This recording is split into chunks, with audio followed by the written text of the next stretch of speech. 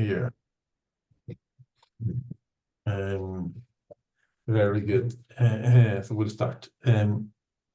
We have as our frame for this Bet Midrash, and at least this season, to study Midrashim. And the Midrash is a very, very unique way, as I hope we all begin to see and understand, a very unique way of learning the text. With its simple understanding, but then also in deep and in different ways of studying the text. Actually, Midrash is about the study of the text, where it comes from. And we normally have chosen every week a Midrash that is connected to the Parashat Shavuot. Right now, since we are just in the eve of Purim, or actually the evening of Ta'anit Esther, we thought it would be a good thing to look a little about Midrash on Megillat Esther. And I would say in many ways that Megillat Esther is probably the most, I don't know how you say the verb for it, the text that was most midrash, okay? Meaning it's a very good story, interesting story, but a story that the way we teach it, the way we learn it, actually even more important, has so many layers, or so many different points of view and understanding. We could have had us 4 hours teaching now, and every 15 minutes going over from one way of reading the story to another.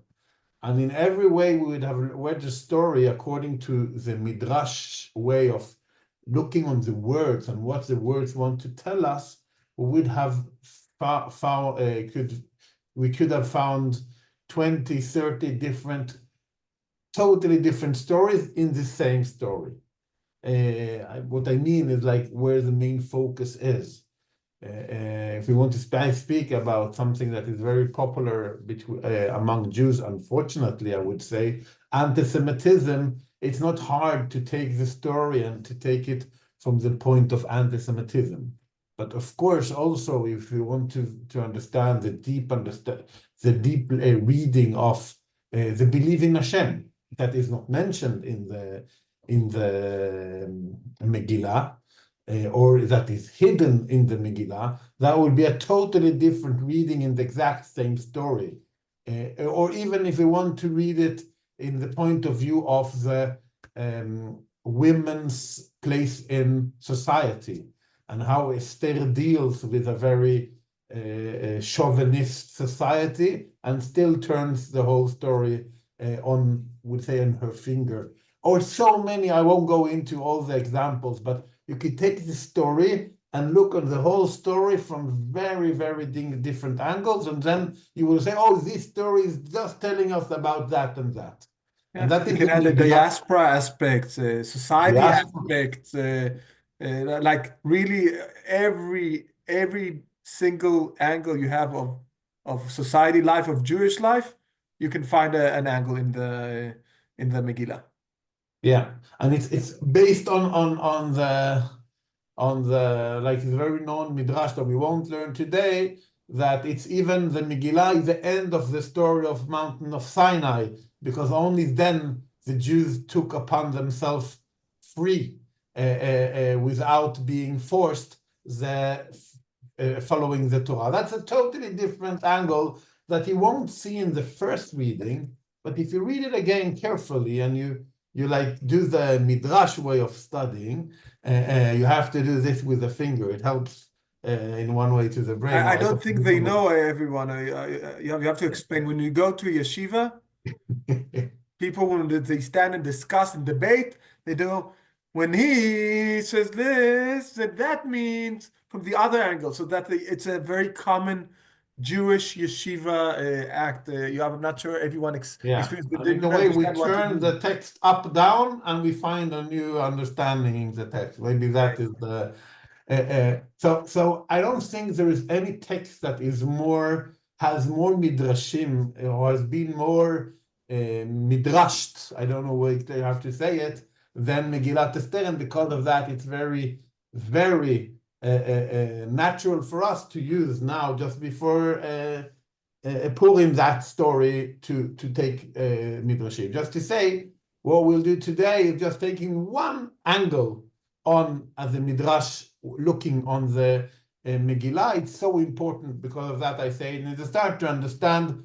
that when we read it now, that will be our main focus. But there's so many angles, and I really, really recommend to learn the story, to look on the normal, just the simple understanding of the Megillah, but then also trying to see the midrashim and the deeper or the layers of the different angles of the way we could read this incredible, but in many ways also terrible story of Megillat Esther. Yes, I can add here and just share with you that Joav and me, we had a big debate today. If there is a simple meaning of the Megillah, or is it, or do you have to read with the Midrashim or not? And of course, I was right that there is a simple meaning, and but I invite whoever of you that who understands Danish to join and listen to my shiurim from Thursday morning. All of them are put online in I have a YouTube channel, very popular. I have at least 9-10 listeners on every shiur, so it's extremely popular and on YouTube. And Glenn here sits here. He's joining always online. Whoever wants to join it in Danish online is welcome. Thursday mornings at 9:30. But the last couple of months we've doing going into Megillat Esther, and I argue that you can go to also a level of pshat, of as a simple meaning of the Megillah, but you can try to listen and to the shiurim and see if you are if you're convinced or not. Pauline, you already have a question. We didn't even start studying. No. I have, yeah, sorry. Because you're flashing with you being a YouTuber, and I love it. But No, I'm not a YouTuber. I just put the shiurim on YouTube. That's two very different things. I know, but is it like it's probably like a private channel, is it? No, Because it's open. It's public. If you look my name and the channel and my channel. The jüdische Samfund. No, Jair Melchior. Okay. So should we say that this study is like sponsored by that, Yair? Yes, definitely. No doubt. Good. Yes, So I have two very important comments to what you say, and we're allowed to go a little out of the frame because we are trying to go to Purim. So just, you said, for those of you who understand Danish, I just want to say that the rumor outside Denmark is that no one really understands Danish, and even Danish people don't understand each other. Was that wrong, or is that just a rumor? There's no doubt that my Danish, it's a big question if anyone understands, but or maybe they choose not to understand. They can use the fact that I'm a foreigner. Yes, that's a first comment. The second, but and now for the serious comment, you said that we had a debate, and it's true. If you could read the Megillah just looking on the pshat, the simple story that we read, without doing any deeper. Without doing this, we do a lot of this. Yeah, but only with a text and not with. That is a midrash. When you go there, that, according to my opinion, is already the midrash.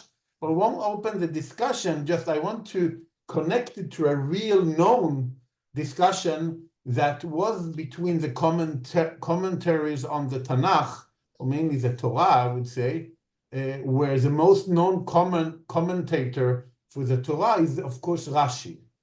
And Rashi writes himself about his own commentary that he tries to have a commentary that does not tell the midrash of the story, but tells the simple understanding of the story. Except the places he has to. And because of that, some places he says, but the midrash will tell this and this, because he sees that the midrash is needed to understand the normal layer of the story.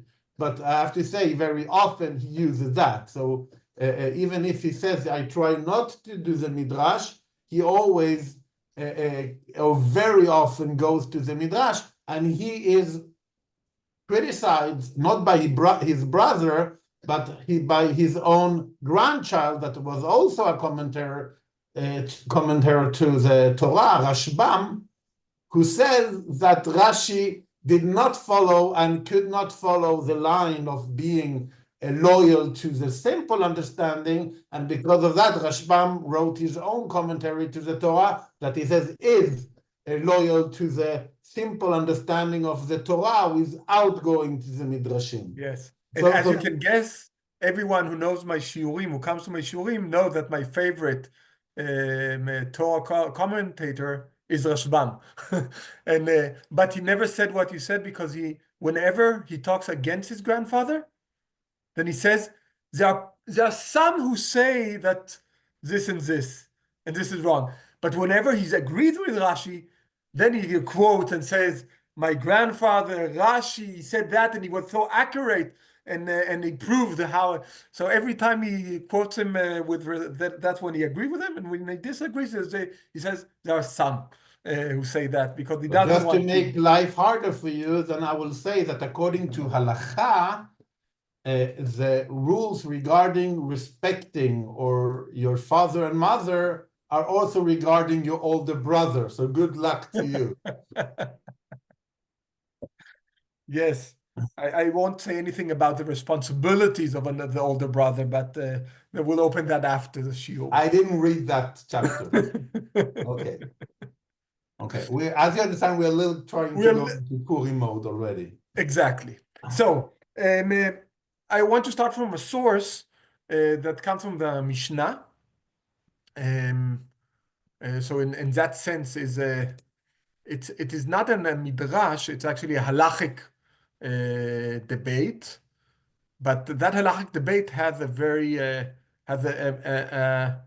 like a midrash feeling that you can read in it. So and for some reason everything here goes very. Oh, I don't know what. It would be fine.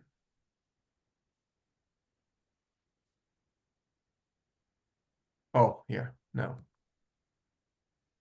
Well, I did like a double.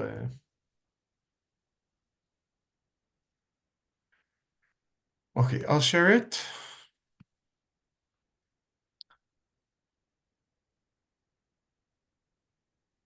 Here. So,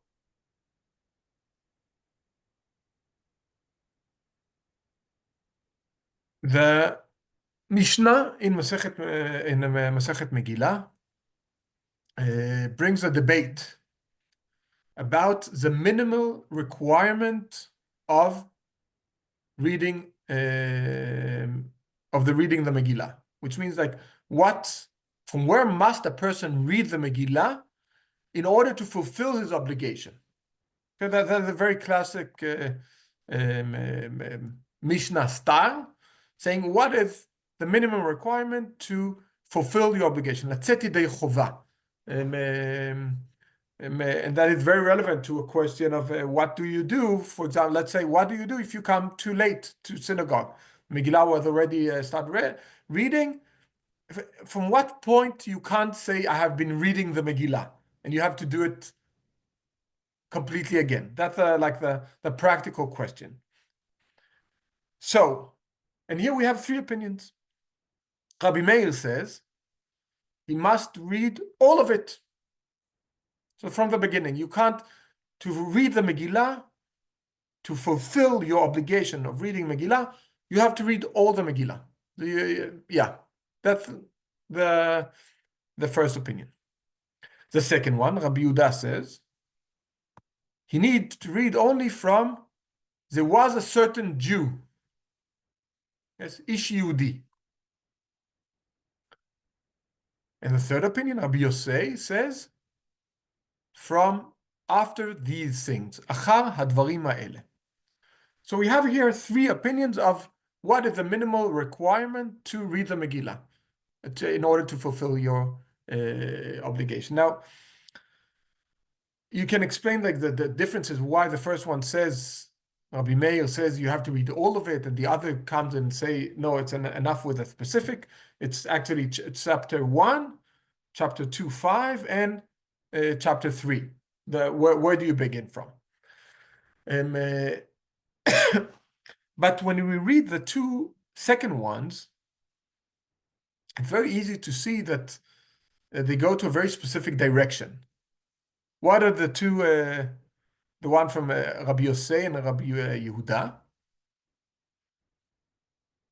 What is when we say there was a certain Jew? You're welcome to, it's a Beit Midrash, you're also welcome to answer. It's not only me and my brother.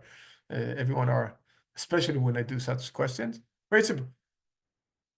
We have two, there was a certain Jew, and after these things.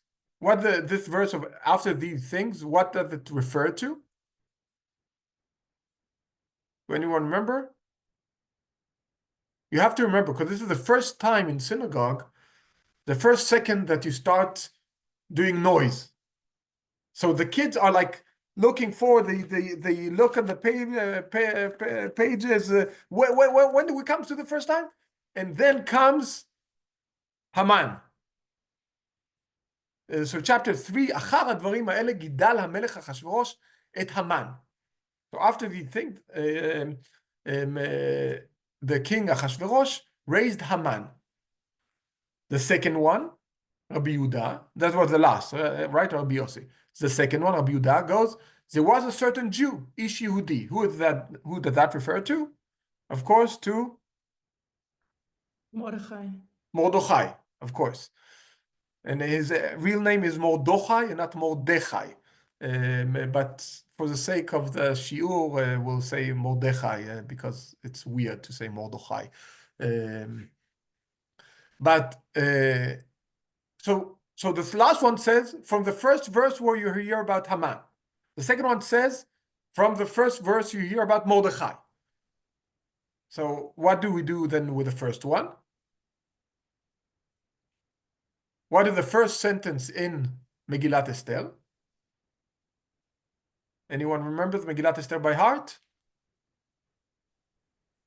Sing. I said by heart, Florian. You sit there and read actually exactly the same Bible as I have. You have to cheat. Just put the book down and we won't see it. So what's the answer, Florian? Bime Achashverosh. Yes, it was in the days of Achashverosh.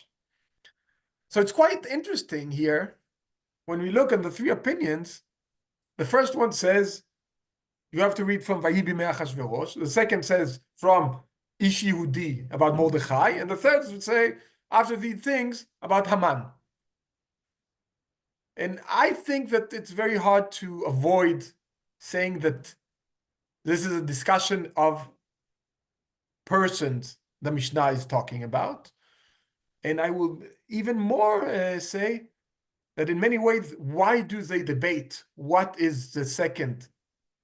When they debate, from which part you are obliged, like from which part do you have to read in order to fulfill your obligation? In many ways, they point on what is the most important part in the Megillah, but even more in their opinion, who is the most important figure in the Megillah? Who is the one that if you don't read about him, then you haven't read Megillat Esther. Then you didn't fulfill. Who is the central figure of Megillat Esther? I would argue that this is a debate between these three rabbis when they come to the conclusion, everyone with their own conclusion, who is the most important figure in the Megillah?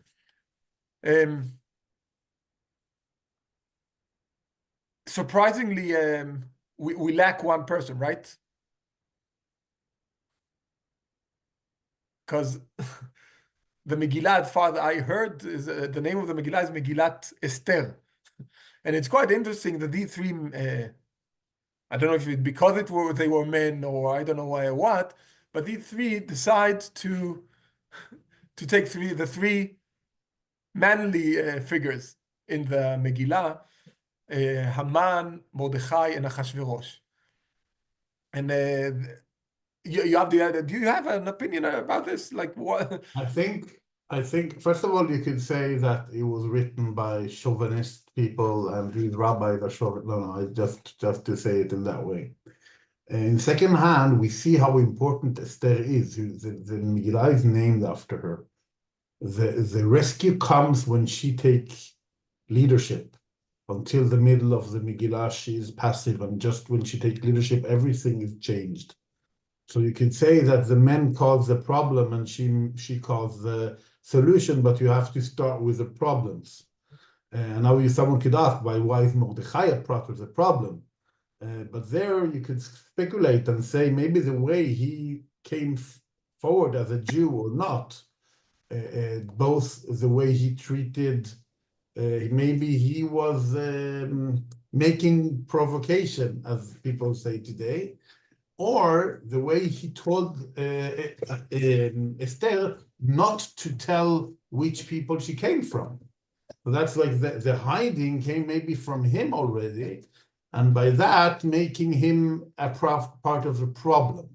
That could be an explanation for why we are starting with either Achashverosh, Mordechai, or Haman, questioning which of the rabbis is pointing on who is the figure who started the problem here. I think that's one direction we could go. I want to suggest another direction, since we normally see Mordechai in a very good eye, and here I try to find a problematic view of Mordechai, and that is a simple answer that it's true that in the sentence of Esther chapter 2, sentence 5, is the first time we meet Mordechai, but the first thing we learn about Mordechai is about his connection to Esther. So he is in a way only the opening for Esther, and by that we could either say that Rabbi Yehuda is actually not pointing on Mordechai, but on Esther. Just Esther is presented first through her cousin Mordechai. Or another possibility is that we will look at Mordechai and Esther as one entity, because they do things together, they discuss together, especially towards the end of the Megillah, we could see they act together. So even if they are presented together, and then we could maybe say that Esther is coming through Mordechai. And just to add one point, the whole idea of maybe the Megillah, one of the ideas, if I have to be correct according to what I said earlier, of the Megillah is the hiding. The name Esther comes from Hester, from something that is hiding. So even here, when we point on who are the main characters, she's hiding, but she is here. She is the one who turns Haman on his finger. She is the one who supports and goes together with Mordechai and actually leads the way. And she is also the one who becomes the queen of Achashverosh, and by that leads the people to rescue. So even if we can say that she either is not here, or that she is mentioned through Ish Yehudi because that's only pointing on her, or that Mordechai and Esther come together, in any case, even if she's absent, she's not absent at all. Yeah. I would maybe add, I like all of that direction. I want to add another one option that I actually think in a way Rabbi Yehuda points on a problem we have in the Megillah, which is that Esther, just as you said, is represented as like a side, like an anecdote within Mordechai. Ish Yehudi haya b'Shushan habira. We could just as much say, Isha Yehudiya hayta b'Shushan u'shma Esther. Shma Hadassa, he Esther. And she was, and her father passed away, and so her cousin took care of her. Her cousin Mordechai took care of her. And the Megillah doesn't do that.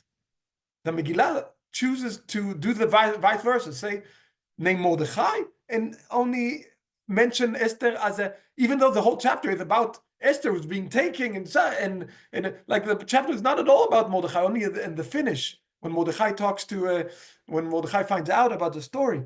But even there, it's important also the role Esther has. But even though the Megillah decides not to mention Esther in that sense, and I think that part of it maybe is connected to I would say maybe that Megillat Esther is one of the main aspects from the many, as you said. You can look from so many directions, but one of them is actually the gender questions. Starts with the relations between Achashverosh and Vashti, that finished with a decree about how men and women are supposed to treat each other. And then the first we hear immediately about is the relation between that's not in a Midrash point of view. There we read it in the sentences that the counselors of Achashverosh says, you're not allowed to give up on Vashti because then all people will look at it and think that women could do what they want. So that's exactly. Here it's not Midrash, here the sentences say it directly. I agree completely. I agree. This is a pshat. But I add that here he points out that the relation between Mordechai and Esther in the beginning, at least, are also problematic. That in that sense, Mordechai is part of the patriarchic problem. That he owns Esther, tells her what to do. And the big change actually happens the second Esther starts telling Mordechai what he needs to do. That is the second that the whole story changes. That she takes responsibility. After Mordechai tells her, maybe that's why you came to that position, but then she starts immediately telling you what to do and Achashverosh what to do and take and later on she will be the one who lead and Achashverosh will give her the responsibility and through her also to Mordechai, but not to Mordechai. And so that is maybe part of it, that they start, Rabbi Meir, Rabbi Yehuda, and Rabbi Yossi all point also on that aspect, that here we have three men. Maybe part of the problem is three men who think they can control. Maybe that's part of the issue here. But I want to leave that question aside, the question of the relation between them, and try to go to the more direct thing, that they contradict these three men, and I think in that sense that we need to do the same. Try to talk about these people, their personality, and the differences between them. And what I want to start from, first of all, just from the way the Megillah represent them. Right? There's a very big difference between the names of these three. The first one is Achashverosh. How is he presented? Vahi bimei Achashverosh, hu Achashverosh hamolech meod v'yatkus. So it was in the days of Achashverosh. He is Achashverosh who rules over such and such countries. Now the second one, when we come to Mordechai, how is he presented? Ish Yehudi haya b'Shushan. There was a Jewish man in Shushan. His name is Mordechai ben Jair ben Shimi ben Kish ish Yemini. How many fathers do we hear from Mordechai? 4. Or like we have 4 names: Mordechai ben Yair ben Shimi ben Kish ish Yemini. So 3 fathers and belonging to a tribe. 5. Because Yehudi is someone from Yehuda, so it's not his father, Yehuda, yes, but you mentioned one of the forefathers. Yes, you're right, even more. Which is already quite interesting, right? Because usually, when we think of the names, who would we expect has the name of his father and his grandfather and his great-grandfather? I would say the king, right? Because the king only is a king because of his, because he was born as the son of a king. And maybe that's a reason that the Midrash, even though it doesn't fit to any person specifically, but the Midrash comes here and say, Achashverosh was someone who took over power. He wasn't born to be king. So the Midrash here catches exactly that fact, that the Megillah doesn't mention a a dynasty of the kings. So it's quite interesting. So many for Mordechai, Ahasuerus with none. Then who the last one? Haman ben Hamdata Agagi. So he also has, he's not with anything. He's a bit less than Mordechai. So he has a dynasty. It's shorter. Haman ben Hamdata Ha'agagi. Ha'agagi very similar to Ish Yemini. So we can see the same, like belonging to a tribe, to a group. And Haman ben Hamdata, he relates to a father. So we can say the first thing when we talk about the three people, figures, one has a very long dynasty, one has a medium long dynasty, and the last one doesn't have anything. So that the other thing is that those who know the Bible knows that we have some kind of a royal aspect also in both Mordechai and Haman, because Agagi automatically, to people who know the Bible, thinks of Agag, the king of Amalek, that we just read about in the Haftarah. So you all remember from synagogue this last Shabbat. So I don't need to tell you the story. But the king Agag is one end, and the other one, also Mordechai, is connected to Kish. Kish from the tribe of Binyamin, who was the father of Shaul. King Saul, the same king who fought against King Agag. So in many ways we can see here, at least already with the names, Mordechai and Haman here comes as maybe arch rivals. They're grand ancestors, they are ancestors of people who fought with each other, and they continue that fight until here in that sense.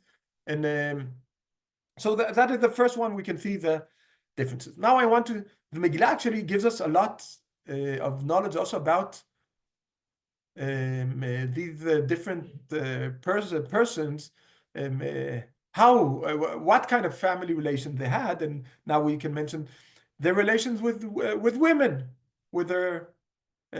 So what do we know about their relations with women? Anyone here, please? I have a bit my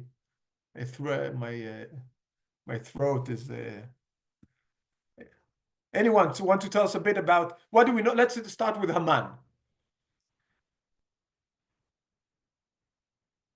Well, the wife of Haman was not a good wife, because she wants to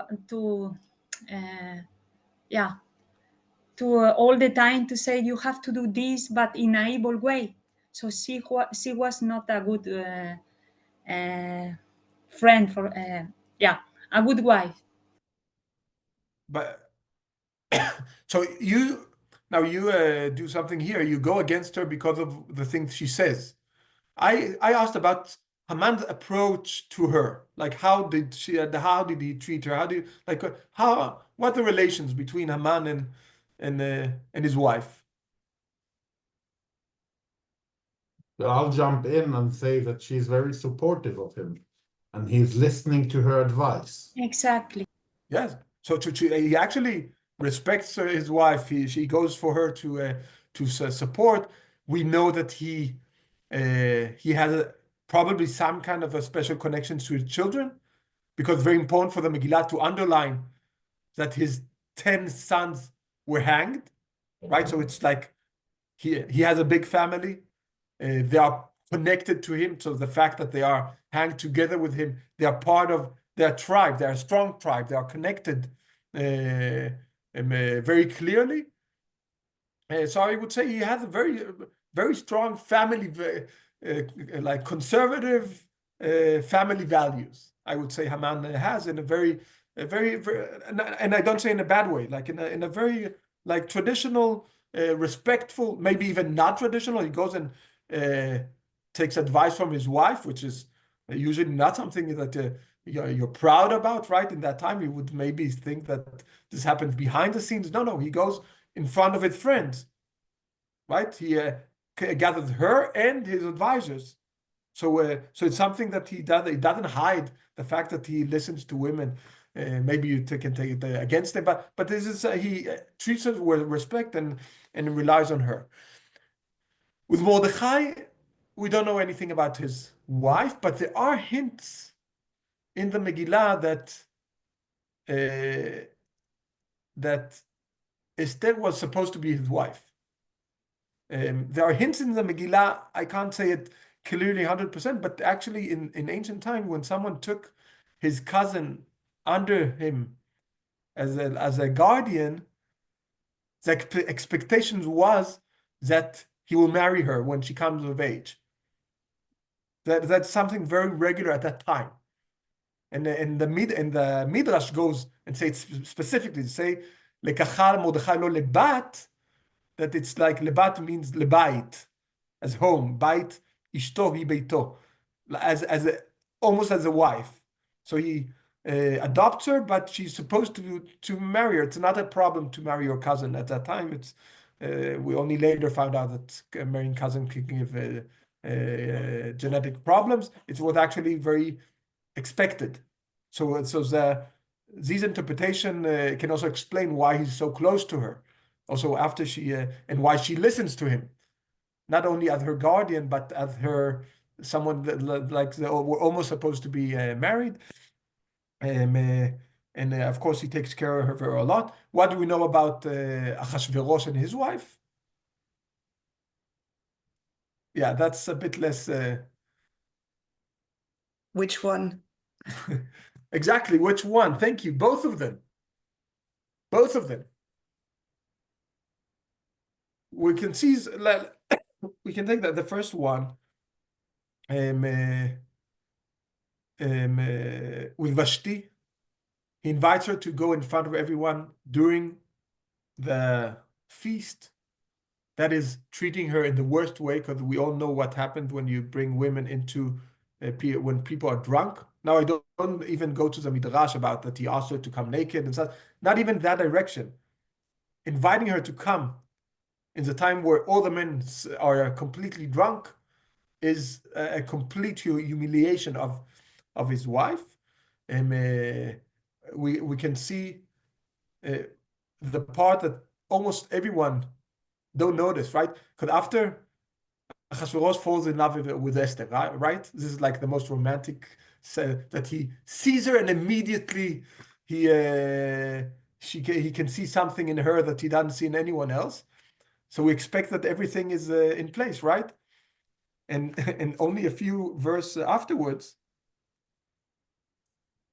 it says, like, he did a party for her, get married, everything is beautiful. And then in the same chapter, on verse 19, it says, "Uvikabetz betulot shenit, uMordechai yoshev b'shar hamelech." When the virgins were gathered again for the second time. What? You just chose a queen. We just read the last sentence. What? That he made a huge party, got married with Esther, and then he gathers again the virgins. He said he found out that it was so much fun to gather the virgins and choose whoever he wants and have a new one every night, that he does it again also after he marries Esther. And Esther, very soon we will read, she's worried to go to the king because the king hasn't summoned her for 30 days. Which means that it doesn't mean that the king didn't do anything these 30 days. He partied with whichever women he wanted. So we can see the approach of Achashverosh is very much sexuality is like there are no limits. I think it's very interesting to see it compared to the two other figures that we have, Mordechai and Haman. In that sense, we have seen again Haman and Mordechai in many ways alike, and Achashverosh at the side in a very different manner. there are many other aspects that we can Just talk to about. balance a little what you say, and we'll make it more complicated. In the one hand, I see what you say when it comes to the way he treats women. In the second hand, almost all the places, maybe besides the ones when he asked Vashti to come, he's very passive for situations around him, generally. So after Vashti doesn't come, he doesn't care. It's the counselor that says you have to gather people. Hamat HaMelech shachacha? He's furious. Shachacha, he calmed down. ויקצוף המלך מאוד. Then, but later he forgets about it. No, that's only after he sent her away, after he agreed. But in the beginning, he was so angry, ויקצוף. Immediately, he was so angry, and he managed to take her off the queen. The question is, she sentenced That's to death, also or is she because sentenced? his counselors are making an issue out of it. Like you His can see counsel how they react say, to his- "Oh, it's terrible, it's terrible, it's terrible," and they're putting this in his thoughts. And then No, but that's only after he gathered them. I would say opposite. In the beginning, he's angry, and then he gathered them and asked him, what should I do with such a queen? That's his word, but he gathered them after he's angry. So definitely, now I agree that they add an aspect of all the women, and this is can't go out without.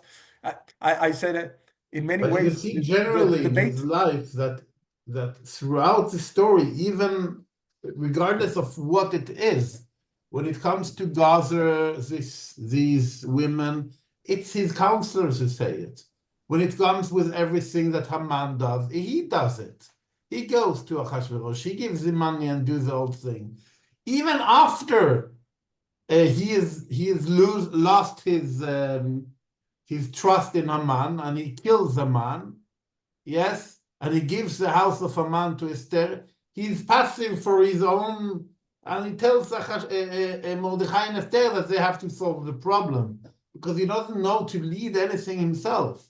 So they have to find that. So even when they are his account, so I say it just to say that even in his relationship, you put it in the relationship to women, yeah, he is like his surrounding is demanding of him to act like this as a king, and he does as the surrounding are respect. Like he's a king, but he's a puppet who does what the society, the counselors want him to do, in the way he treats the people and in the way he treats women also. But for me, at least, when I read it, it's less something that comes from him because I could almost not find anything that comes from him. Yeah, so I agree actually completely, and the example that you brought is the one that I want to bring up, the next one, as how they, like, first of all, Achashverosh, you're right, almost never had anything principle. Everything is he needs counsel. He can't do it. I can't make any decision without someone telling him what to do. Every step by step, except one place. And that I want to come to, because I think in many ways that may be the only holy thing that Achashverosh has. But I'll begin, like, before that, I again want to compare, because Mordechai and Haman are very different in that sense. Haman can also talk with his advisors and with Zeresh, and he listens to them, but he comes with a very clear, he begins without it. When he decides to kill the Jews, he doesn't consult with it. Like, he has opinions of his own, but he's open to the advice, right? He has both. Mordechai, which is a good quality. Mordechai has a very clear places and he thinks you should do, and then he also managed to change and to follow Esther when it's come. So he can also change. And what is the only thing that Achashverosh said without a clear advice that he insists? You mentioned it. You said it in the part that he says, Esther and Mordechai, you should solve this. What is the only thing that the Achashverosh said? No, this is impossible. And he says it himself. This is something that I think one of the weirdest parts of the Megillah, that if you don't read it, you've misunderstood something very crucial in the Megillah. I remember when we read the Megillah, when is it that you hang Haman?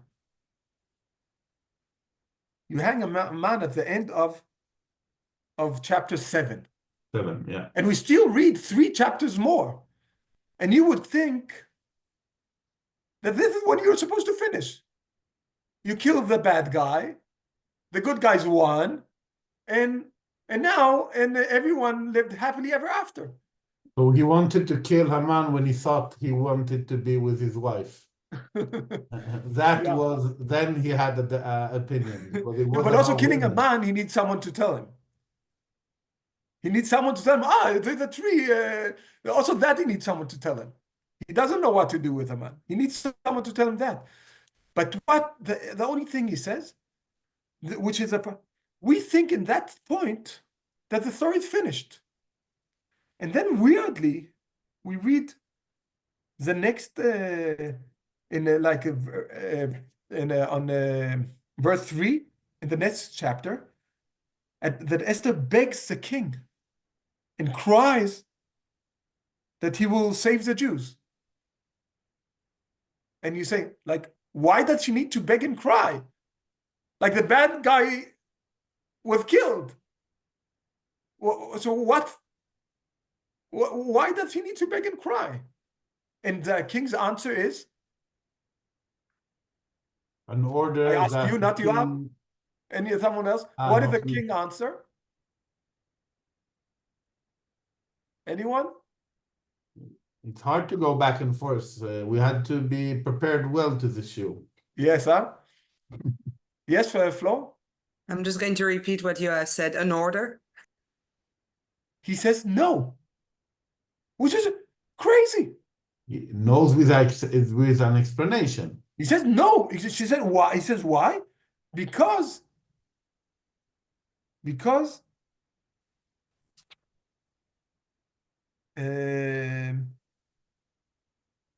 It's "Kichtav asher impossible nichtav b'shem to hamelech change v'lachtom b'torah something that HaMelech." was written in the name of the king. Yeah. Any decree that was written in the name of the king can't be returned. They didn't have internet in that time that you could know that information about change of it. It's impossible to change it after it went out. That's what he says. It's a bad Yeah. excuse, of course. No, but this is exactly not what he says. He says something amazing, which he starts with saying, "Here, take my ring. Write whatever you want. I can't take back what I wrote in the beginning. You're allowed to write the opposite." Which means, think of the society around. Society hears first, they get a decree, now you kill all the Jews in this date. And then comes a new decree. The Jews are allowed to defense and to go after their enemies and take them out. It's like, what? Achashverosh is willing to say 2 things that contradicts itself in his name. He preferred that than saying the decree that we sent 2 months ago doesn't apply anymore. Why? What is the answer to that? Why? But here is again passive. I don't see his active decision making. No, his active decision making is in the fact that he says no, because he says there's only one holy thing in the kingdom. And that's not his decision. That's he following the routines of the place, not Exactly. He says, understanding what a leadership should be. exactly. He says leadership. A king is never wrong. So the king can say something and can say the opposite.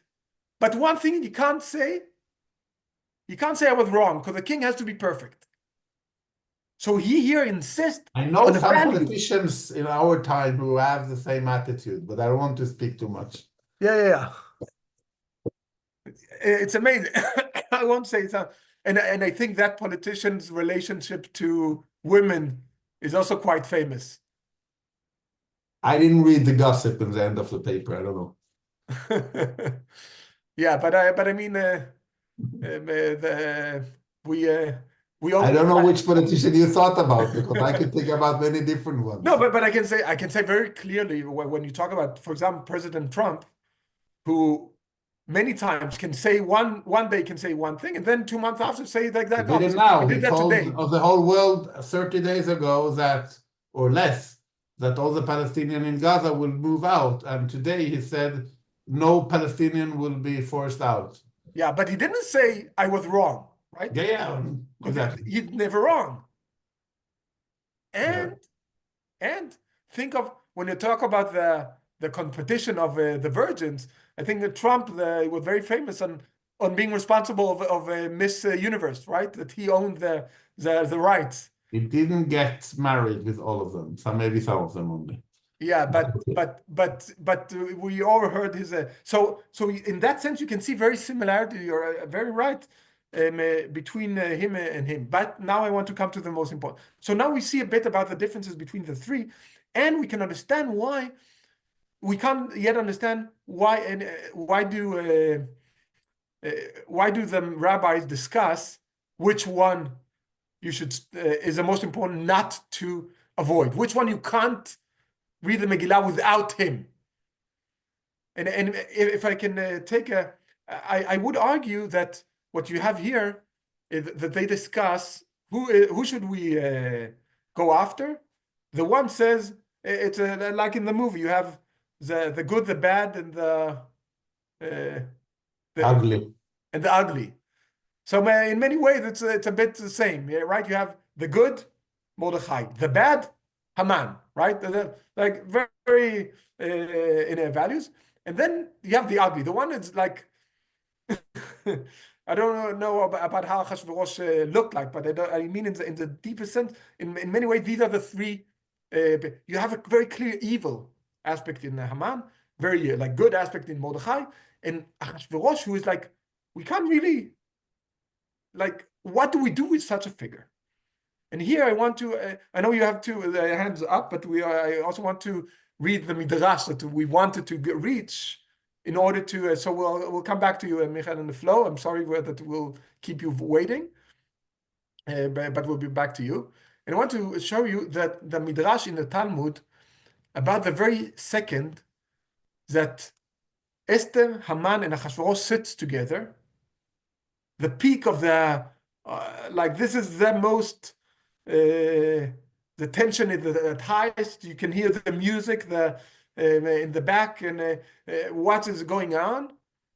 Well, Achashverosh asked Esther, who is this evil man who made such a thing, who wanted to kill you?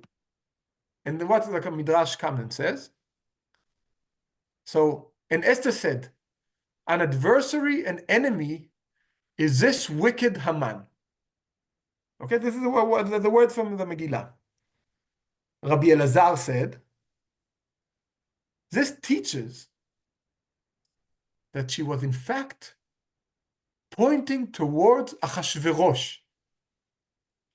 And an angel came and pushed her hand toward Haman.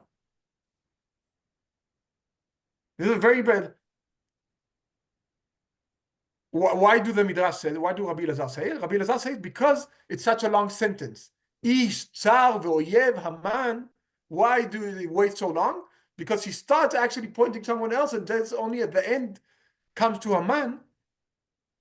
And he says Esther wanted to point on Achashverosh. Because Achashverosh asked, who was it who wanted to do such a thing? And Esther's real answer is, what do you mean who? It's your orders. You are responsible. You are the evil. And then come an angel and pushed her because it's not clever to do it with the most powerful man on earth. Also, if we go back to how do you treat Trump, right? So maybe it's not clever to do that with the most powerful man on earth at his time, King Ahasuerus. So he pushes it to a man and who's definitely also wicked and so on. But here, the Midrash says something very deep about who is the actual. We can close the share so we can also see everyone. Who is the actual? How do you say, evil figure, the skurk, the how do you say it? Villain. Yeah. What, Olivia? I just said the villain. Who's the villain? Thank you. I lost the word. Who is the real villain? In many ways, the Talmud here comes in, the real villain is Achashverosh. Now, I think I've said before, Achashverosh didn't do anything. He always listened to he listened to this, he listened to that. What did he do? He didn't do anything. So what is this Midrash say? But I think the answer is very simple. Like, yes, he doesn't take any leadership, but someone who has so much power and doesn't take any leadership, he makes place for the evil that comes from Haman. Meaning, we often, when we teach Holocaust, of course, you could point on Hitler as the bad guy. Himmler, Goebbels. All the bad guys. And it's true, it's their idea. They were the big haters. But in the second hand, we are also in the same time pointing on so many people who had power and they could do something against, and they chose either to join or to look aside. And that's like, and maybe that's the answer. There's a lot of evil in the world. Hashem has created a world of evil, where evil is a part. Even in every one of us, there is an evil part. We are human beings and we have an evil in ourselves. So it's very easy to point on the evil and to say all the bad comes from the evil. But in the end, the bad comes from us giving the evil a place. Meaning that actually the part that is maybe not evil in its core, Achashverosh is maybe just, we call them in Hebrew, lamlam, someone who doesn't help, doesn't make any damage. But that's the biggest damage. Someone who is not able to stand for anything or against anything, and by that he gives the whole arena to the evil of Haman. And in that way, he's much more evil than Haman. Yeah, because he's the one who's dangerous, I would say. The danger is the Achashverosh. Evil is Haman, but without Achashverosh, Haman was a crazy man shouting that he hates Jews. I don't know. Like, without the power that he was given by Achashverosh, he was nothing. And that is so crucial to, as you said, you give the example of Nazis, but this is true the whole time. How do we act? Those who, I actually think also of ourselves in Scandinavia. We are very, we listen to the law. We have respect to authority, very much, and that is something we need to be very, very careful with. And I don't say stop listening to authority. Don't. It's many times it's a very it's a good thing and it helps society. It's important, and we have rules about it, halachic rule that you have to keep. But we have to be aware of when authority can be dangerous. And it was so easy. It was so easy for the Germans to turn into Nazis. And they weren't there. Well, when you look at the first, in the beginning, 20 years before, the majority was in a completely different place. But the second that they came to power, and the majority just listened because we are like that, and we have to, and that is part of also saying, but they know they're the leadership. It's holy. almost like Achashverosh can't make mistakes. He's the king, so he probably knows he's the king. And that is a place that the Megillah actually gives us, like, we have to challenge and be careful. Now we have many people wanted to comment, so let's give you first. It was Mikael. That was for Joav when he was talking about the discussion about present time, and I actually think that the Megillah is really important if you look at all the crises that we have today. When Mordechai points out to Esther that she didn't have to do the things that she does, and she didn't do it before she understood the choices that she had. Because if you keep silent, everything will be destroyed, the house of your father and so on. And the other one is actually speaking to me as a person, because in the end he says, if she understood that the place she was at in a royal position, she could think about, doesn't you think that this is Hashem putting you in this position? So this is maybe an answer to all of us, to saying that if you don't want to get involved, or we don't want trouble, we keep quiet to not speak out. I think we should. This is what we could learn from the Megillah. That's just my point of view. Yeah. Thank you. Flo?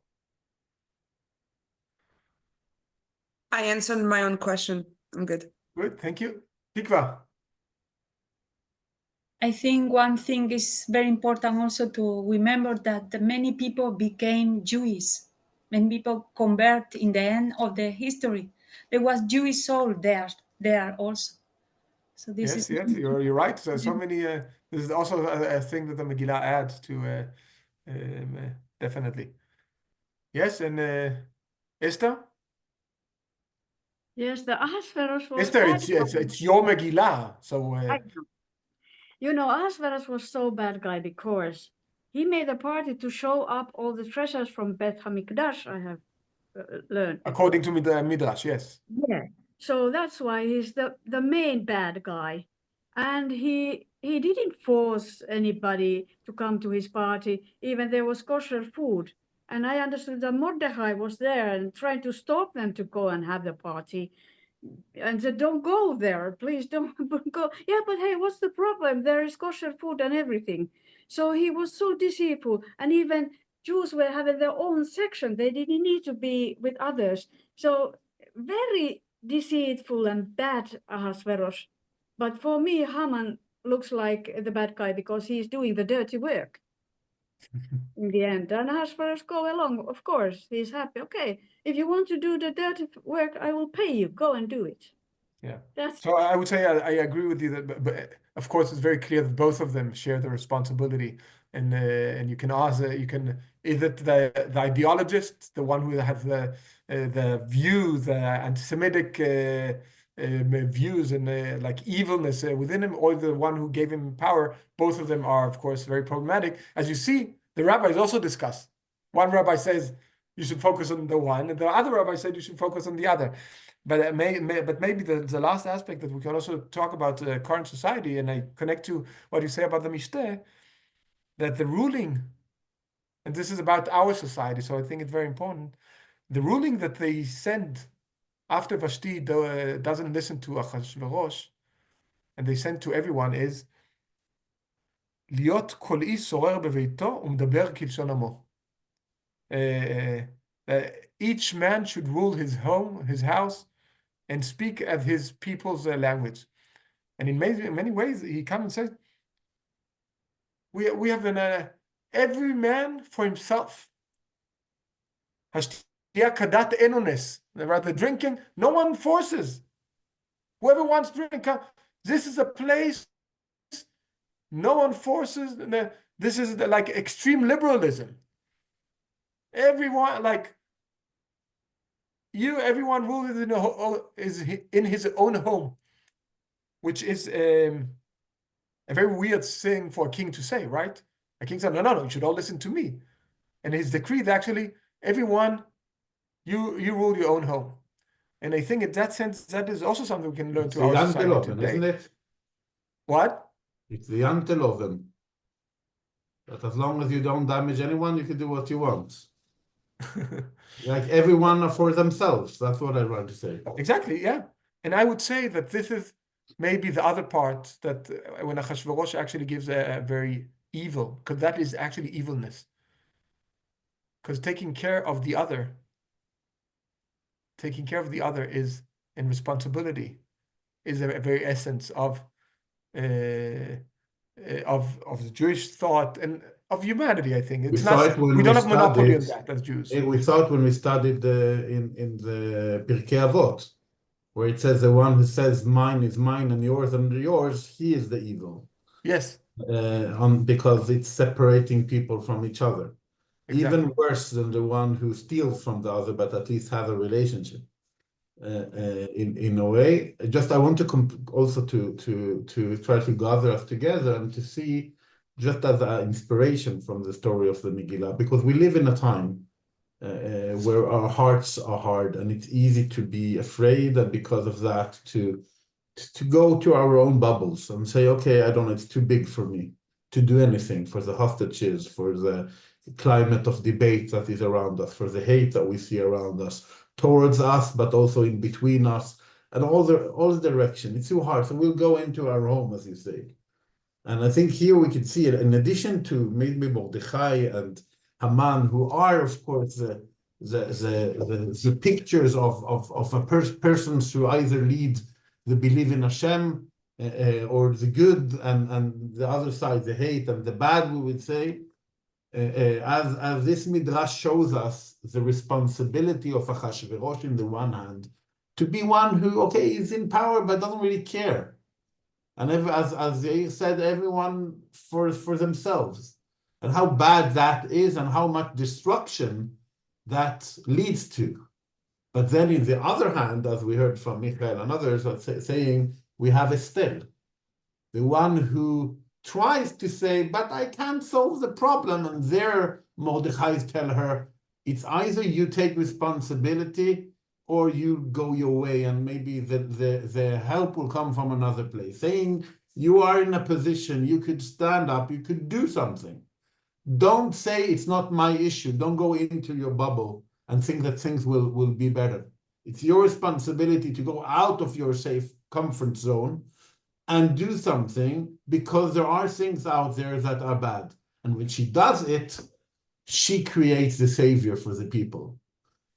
So we see the opposite of Achashverosh that leads to the destruction by Esther, who does the opposite and cares, and even if she could just be the queen and no one knows that she's Jewish, she goes out of her hiding and does the step. And I think that's a very important And I agree, and you can add that, for us. Yeah.